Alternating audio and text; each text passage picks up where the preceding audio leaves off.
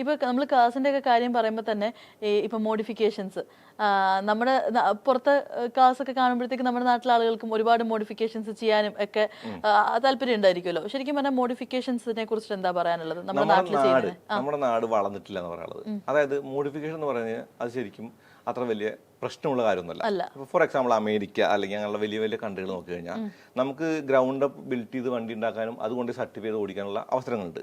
ഇവിടെ അങ്ങനെ ഒരു ബോഡി ഇല്ല, ഇവിടെ അങ്ങനെ ഒരു ചെക്ക് ചെയ്യാനുള്ള ഓപ്ഷൻ ഇല്ല. ഇവിടെ പാർട്സും കാര്യങ്ങളും നമുക്ക് വാങ്ങാൻ മാത്രം പറ്റുള്ളൂ. അതായത് സെയിൽസ് ഉണ്ട്, പക്ഷെ അത് വാങ്ങി നമ്മൾ ഫിറ്റ് നമ്മൾ ചെയ്യുന്നത് ഇല്ലീഗലായി.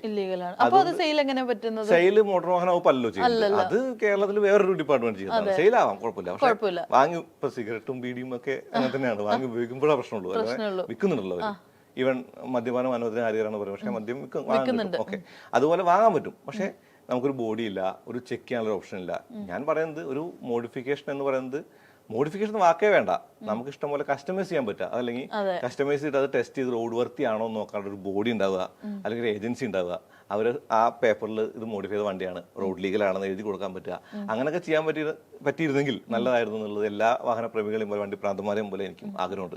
പക്ഷെ നമ്മുടെ മന്ത്രി ഇപ്പൊ ഗണേഷ് കുമാർ സാറൊക്കെ മന്ത്രിയായിട്ട് ഇരിക്കുമ്പോഴും പുള്ളിയുടെ എന്തൂസിയാസ്റ്റ് ആയിട്ട് പോലും അങ്ങനെയുള്ള കാര്യങ്ങളൊന്നും ഇവിടെ നടക്കുന്നില്ല. അത് ഒരു വലിയ ഒരു കുറവാണെന്ന് എനിക്ക് തോന്നിയിട്ടുള്ളത്. കേരളത്തിലല്ല, ഇന്ത്യയിൽ മൊത്തത്തിൽ.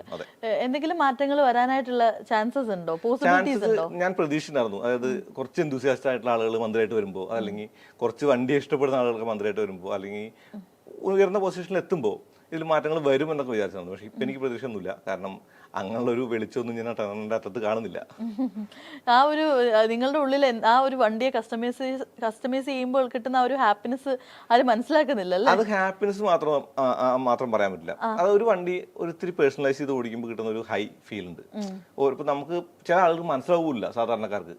ഇപ്പൊ ഒരു അലോയ് വീലിന്റെ ഡിസൈൻ മാറ്റി വേറെ അലോയ് വീൽ ഇട്ടു, അത് കണ്ട ചില ആളുകൾക്ക് മനസ്സിലാവില്ല, എന്തിനു മാറ്റി പോലും മനസ്സിലാവില്ല. പക്ഷെ അതൊരു മനസ്സിന്റെ ഉള്ളൊരു സുഖമുള്ള കാര്യമാണ്. അതല്ലെങ്കിൽ ചെയ്യാൻ വേണ്ടി ചെയ്യുന്നതാണ്. ഒരു ഹെഡ്ലൈറ്റിന്റെ ഉള്ളിലെ ബൾബ്, ഒരു പാർക്ക് ലൈറ്റിന്റെ ബൾബ് മാറ്റിയിട്ട് ഒരു ചെറിയ LED ഇട്ടിട്ട് അതുകൊണ്ട് ആഹ്ലാദിക്കുന്ന ആളുകളുണ്ട്. പുറത്ത് കാണുന്നവർക്ക് ഒന്നുമില്ല, അത് മനസ്സിലാവില്ല എന്താ ചെയ്യുന്നുള്ളത്. അപ്പൊ അത് ഓരോരുത്തരുടെയും പേഴ്സണൽ ചോയ്സുകളാണ്. നിയമം സമ്മതിക്കുന്നില്ല എന്നുള്ളതാണ്. ഒന്നും ചെയ്യാനില്ല. ഇതുപോലെ കാറിന് വേണ്ടിയിട്ട് വളരെ മൈന്യൂട്ട് ആയിട്ടുള്ള കാര്യമായിരിക്കും, ചിലപ്പോൾ ആരും അധികം ശ്രദ്ധിക്കാതെ പോകുന്ന കാര്യമായിരിക്കും. ബട്ട് കുറച്ചേറെ പൈസ മുടക്കി കസ്റ്റമൈസ് ചെയ്ത് എന്തെങ്കിലും ഉണ്ടോ ഒരു കാറിന് വേണ്ടിയിട്ട്?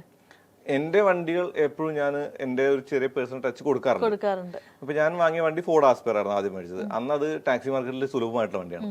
അതിന്റെ അലോയിലും കാര്യങ്ങളൊക്കെ ഞാൻ ഒന്ന് ചെറുതായിട്ട് മാറ്റി, അത് OE തന്നെ വാങ്ങി കുറച്ച് കൂടിയ വണ്ടിയുടെ മേടിച്ചിട്ട് ഒന്ന് ചെയ്യാറുണ്ടായിട്ട്.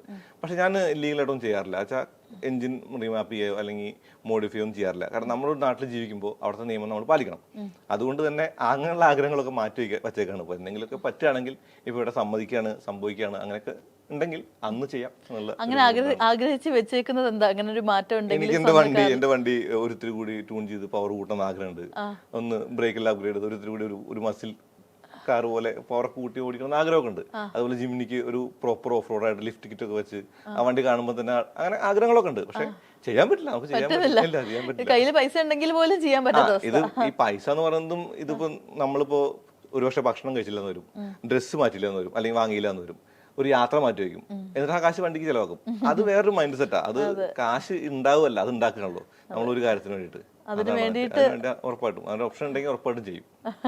ഇപ്പൊ നമ്മൾ യൂഷ്വലി റോഡിലോട്ട് ഇറങ്ങുകയാണെങ്കിൽ സ്ത്രീകള് കാർ ഓടിക്കുന്ന സമയത്തൊക്കെ പലരും ഇങ്ങനെ കളിയാക്കാറൊക്കെ ഉണ്ടല്ലോ, സ്ത്രീകൾക്ക് കാർ ഓടിക്കാൻ അറിയത്തില്ല. ശരിക്കും കംപ്ലീറ്റ്ലി മൊത്തത്തിൽ അങ്ങനെ പറയുന്നത് റൈറ്റ് ആയിട്ടുള്ള കാര്യമാണ്? അല്ല, അത് തെറ്റാണ്. ലേഡീസ് അല്ലെങ്കിൽ സ്ത്രീകൾ നന്നായിട്ട് വണ്ടി ഓടിക്കും. എനിക്ക് പേഴ്സണലി ഒരുപാട് പേര് അറിയാം നന്നായിട്ട് വണ്ടി ഓടിക്കുന്നത്. എന്റെ വൈഫ് നന്നായിട്ട് വണ്ടി ഓടിക്കുന്ന ഒരാളാണ്. ഈ വണ്ടി ഓടിക്കുന്ന അത് ആളുടെ മൈൻഡ് സെറ്റാണ് എപ്പോഴും. അതായത് എന്തോ സ്ത്രീകളോട് ഒത്തിരി താഴ്ന്ന ആളുകളാണെന്നുള്ളൊരു പെരുമാറ്റം നമ്മുടെ നാട്ടിലുണ്ട്.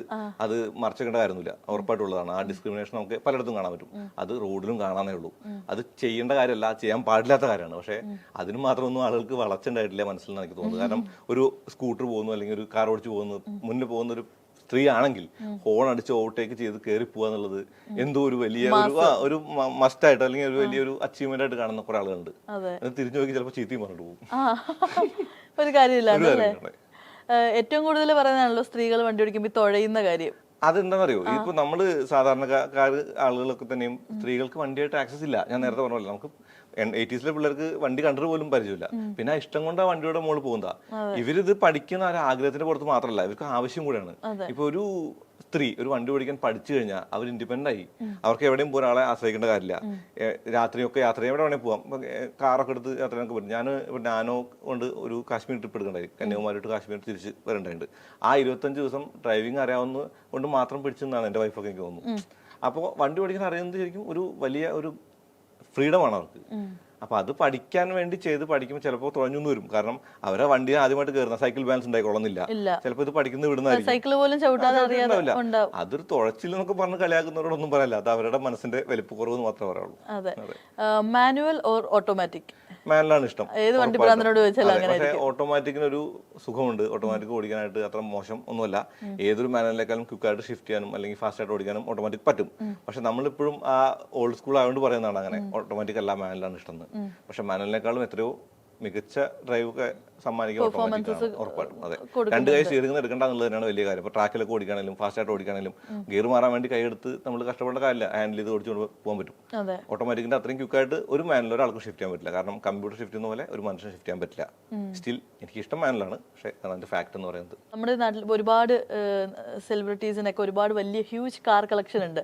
അങ്ങനെ നോട്ടബിൾ ആയിട്ടുള്ള ഫ്യൂ പീപ്പിൾ ഉണ്ടോ? ഒന്ന് ദുൽഖർ സൽമാൻ ഒബ്വിയസ്ലി, എല്ലാവരും പറയുന്ന പോലെ. പിന്നെ ഇവരെയൊക്കെ ഇൻസ്റ്റാഗ്രാം നമ്മൾ ഫോളോ ചെയ്യുന്നുണ്ട്. ഇവരുടെ അടുത്തൊക്കെ ഏതൊക്കെ വണ്ടി വരുന്നുണ്ടെന്നുള്ളൂ കാര്യങ്ങളൊക്കെ അറിയാൻ പറ്റും. നമുക്ക് കറണ്ട് അഫയേഴ്സ് എല്ലാം അറിയാം. അതല്ലാണ്ട് ഇവർ പേഴ്സണലായിട്ട് അറിയേണ്ട കാര്യമില്ല. അതുകൊണ്ട് തന്നെ ഈ പറഞ്ഞ വണ്ടി ഇപ്പോൾ അമിത് ചക്കാലക്കലുമായിട്ട് അന്ന് ഞാനൊരു ചെറിയൊരു സംസാരം ഉണ്ടായിട്ടായിരുന്നു. അത് നമ്മുടെ വണ്ടി പിടിച്ചുകൊണ്ടുണ്ടായി ഭൂട്ടാൻ ഇഷ്യൂ. അപ്പോൾ TV ചർച്ചയിൽ ഞാൻ വന്നപ്പോൾ ഞാൻ പുള്ളിയോട് സംസാരിച്ചിരുന്നു. അതാ പേഴ്സണലായിട്ട് പുള്ളി അന്ന് സംസാരിച്ചത് അങ്ങനെയാണ്. പിന്നെ ദുൽഖർ സൽമാന്റെ കാര്യം ഞാൻ പറഞ്ഞു. പിന്നെ പൃഥ്വിരാജിന് കുറെ കാറുകളുണ്ടെന്ന് അറിയാം. പക്ഷെ ഇവരൊക്കെ വണ്ടികൾ ഉണ്ടെന്ന് അറിയുള്ളൂ. പേഴ്സണലായിട്ട് വണ്ടി ഒന്നും കണ്ടിട്ടില്ല.